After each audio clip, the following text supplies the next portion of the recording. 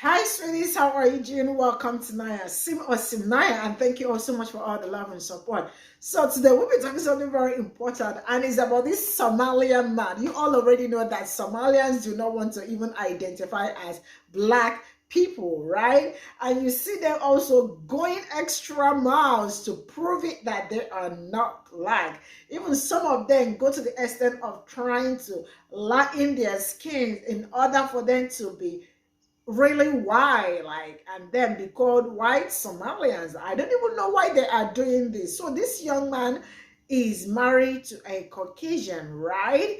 And so they had a baby, man. Their baby is, you can see the video too. Their baby is black. I don't see, and he was saying that, yeah, that Somalian genetic is just weird. That I mean, look at him, black and married to a Caucasian, and their baby is white. And I am screaming, see, there is nothing white about that baby. That baby is genetic, like you can see that the baby is just light skinned, but a black young baby, right? And it is just how they go extra miles to prove that they aren't black, just to guys, just accept yourselves, like it looks like bleaching is not even tiring some of them, because I don't know why people really want to be, I mean, why it's so bad. I just don't get it. Let's get into this. Listen, tell me I'm lying if this ain't true. Tell me I'm lying if this ain't true. Somali genetics is probably the weirdest genetics you can ever mix with any other country in the world. See, the thing is, yeah, your typical West African or Caribbean blood, when you have kids with European women, yeah, it's so clear the kids are mixed race. Yeah, so clear. But you see Somali kids, when they're mixed with European blood, that's a white boy. Yeah, my white boy. But the forehead's still there. Allahumma barak. But that's it. That's about as Somali as you get in him. But the look at the complexion difference, bro. It's the same when you mix Somali with Asian, Somali with Indian. All the other genetics just overpower it, bro. It's mad. I know you lot have seen it. I got my cousin. My cousin's married a Bangladeshi woman. And the kid, my niece, Jesus, might as well be Bangladeshi herself. There's no Somali in her. Not one bit, I swear to God. One thing I can tell you definitely is a Somali, bro. We love our kids. Once you start having one, there's not enough. We need more. Right now I got 4. I'm looking at 6, 7, 8. Yeah, I'm stressing you out, innit, bro? You're not the one that's giving birth, though. Don't worry. Somali genetics is probably the weirdest genetics you can ever mix with any other country. You know, this topic is pretty interesting to me because it touches on genetics, anthropology, human migrational patterns, all of these things jumbled up into one. And I think I do see a lot of misconceptions made with the topic. So essentially, the brother was talking about how a lot of half Somali, half non-Somali kids end up looking like their non-Somali side a lot. And I saw a sister stitch the video, and she basically said that she took one of those DNA tests, and it came back 100% East African. And I think she said Somali and Ethiopian. And essentially, she said that she also found that she had one of the oldest maternal haplogroups in the world. And her logic was this: if we take that maternal haplogroup that must have all of the DNA that we see present on Earth today, it's not so surprising that, Somali or half Somali, half non-Somali kids may come out with unexpected traits, because maybe that's that maternal haplogroup kicking in, passing on some of the traits that we see today into that child. And I want us to understand a few different things. So first of all, those DNA tests that you take, they only go back some generations. So they're not giving you a full encompassing view of who you are genetically. And how can we prove this with a thought experiment? So I'm sure we've been on this app and we've seen maybe West Africans take some of those same DNA tests. And maybe the DNA test will come back 100% Ghanaian or 100% Nigerian or something. And think about it like this. If our current understanding of the world is that Homo sapiens would have originated somewhere on the eastern side of Africa, how can you be 100% Nigerian? How can you be 100% Ghanaian? You can't. At some point in time, your ancestors would have moved to settle in Nigeria or Ghana or something. And I guess essentially what I'm trying to say is that there is no pure group of people in this whole situation, right? So what you get is that, there have been, for example, a series of back migrations into the continent of Africa from outside of the continent. And this particularly affects people from the Horn. So what you end up having is, maybe a Eurasian population that comes into the Horn and then, mixes with people who are already like in the area. And you end up with descendants who are a group of admixed people already.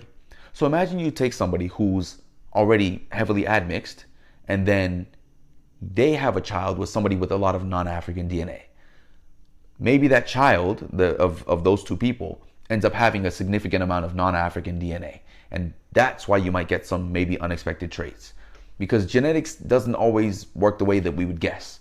So I think the last point that I wanted to touch on is that this idea that, the original Homo sapiens would have had all of the DNA that we see today. And, maybe that's why we see different traits in different people across the world. What we have to understand is that a lot of the differences in phenotype that we see and a lot of the differences in genetics that came about as a result of people, leaving the environment, for lack of better words. Essentially, the first Homo sapiens wouldn't have had some of the DNA that Native Americans today have. The first Homo sapiens would not have had, a lot of the DNA that Eastern Asians have today, because those mutations are best adapted to those areas, right? And that's why they stayed on, and that's why they came about to be today. So essentially, we have to understand that 1, there's no group of pure people. 2, there have been a series of back migrations into the continent. And 3, a lot of these differences in phenotype that we see came about from people leaving, right, the original place that they were. So I hope this helps, and maybe if a geneticist can do a better explanation or tell me if this was correct or not, I would appreciate it. Listen, tell me I'm lying if this ain't true. Tell me. All right, first of all, watch that video because what he said was facts, right? Second of all, I've been meaning to do a story time, but I feel like now's the perfect moment. I don't even know where to start. I don't even know what to say.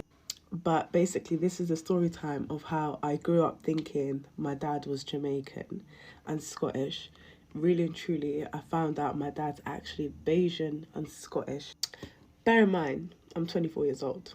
My whole life, I've been screaming, yeah, my dad's Jamaican and Scottish.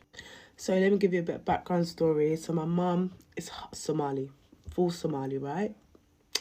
My East African queen.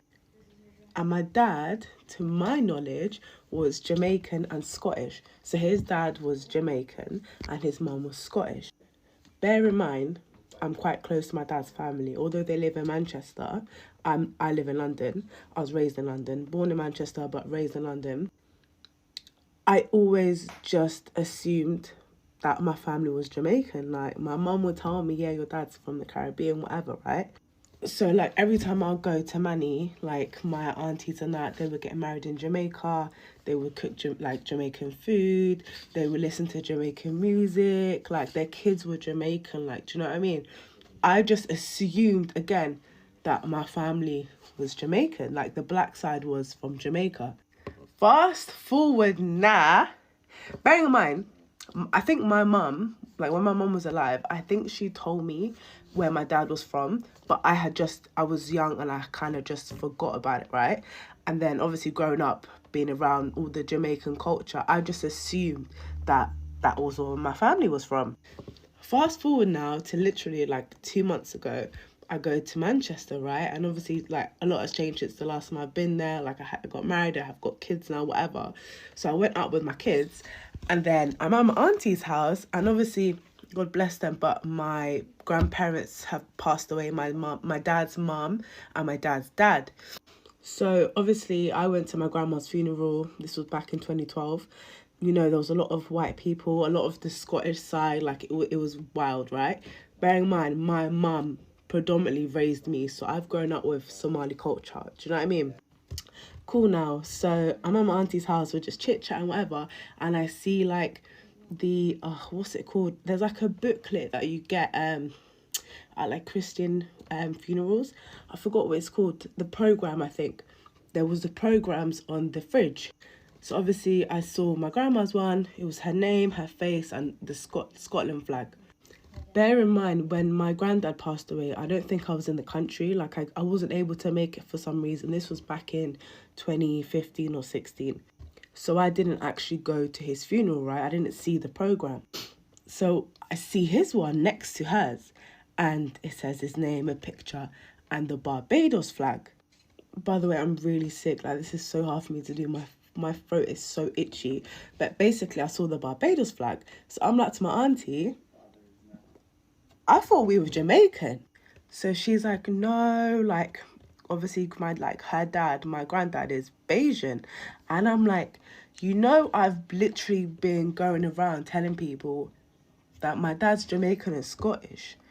And then she literally started laughing. She was like, ga, ga, ga, ga, ga, oh my God, da, da, da, da. I'm like, I'm having a whole identity crisis here. Because bear in mind, yeah, like, off the bat, all the time, people just assume I'm fully Somali. Do you get it? Because I have the features, like, I look Somali. Like, you can tell that I'm Somali, right? But I'm really light compared to my mum. My mum's dark skinned. So obviously, if you also see me and my mum next to each other, you would clock that I'm mixed. But obviously, like, without my mum being here, people just look at me and assume that I'm Somali, like I'm Rahamar. There's different types in it, like Barawani, but I'm not. So obviously, growing up, people used to think I was lying, like, about where I was from, like my culture, whatever. And I'm like, I don't need to lie. Like, if I was full Somali, I would say that I'm full Somali, but I'm actually not. But it's crazy because my whole life, adult life, and even like when I was younger, I'm screaming, yeah, I'm from Jamaica, what Vibes Cartel, I'm pulling up, I'm playing all these tunes. Like, even on my mum's side, there's a running joke, like, it's jarring now, but there was a running joke on my mum's side that Vibes Cartel was my uncle. Like, honestly, my family used to take the piss out of me. They used to be like, oh, da, da, da. Do you know what I mean? Just take the piss, like, you're Jamaican, da, da, da, da, da. You're Scottish, you're this. Like, they would violate me, like, no lie, right? But anyway, so I had commented on that video that I just stitched, and it's mad because I feel like Somali genes are quite weak in terms of, like, the colour, but the features, like, come on. Do you know what I mean? You can tell I'm Somali. So this is all I got from this, and I don't know where to even start from, but, like, why do Somalians really want to be white so bad? I don't know how to say this, but why do they want to be white so bad? Because, like, that child doesn't look like a white child. It looks like a mixed child, and you can even see the Somalian face too. And I don't understand why they want to, like, I don't know, but man, it's really crazy how they want to be so palm colored. Like, you see them denying their black their blackness, and telling you that we are not black and this and all that.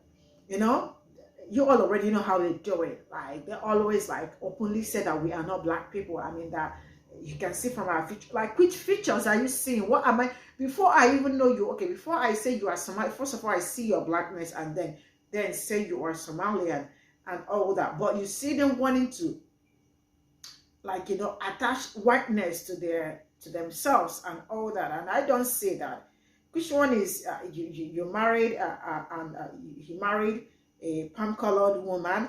They have a child. That child does not look white. It does not look any white. Are you not seeing it? Am I the only one seeing it? They just want to, like, attach themselves to that white supremacist and all. There is nothing white about that child. A white.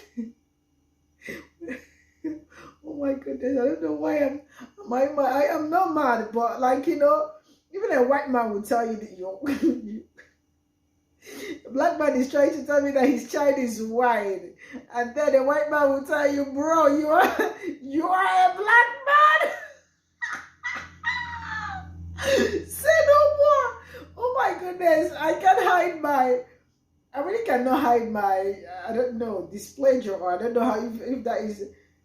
I am not pleased at all, because I am still talking and looking at that child. That child is black. I mean, like, I just see a lighter skinned young baby boy. I do not have anything, but that baby is just light skinned, and you can see the black features, all, including the Somalian features all over. Why are they lying? Why are they lying to themselves? Say no more. See you all in my next video. Bye for now.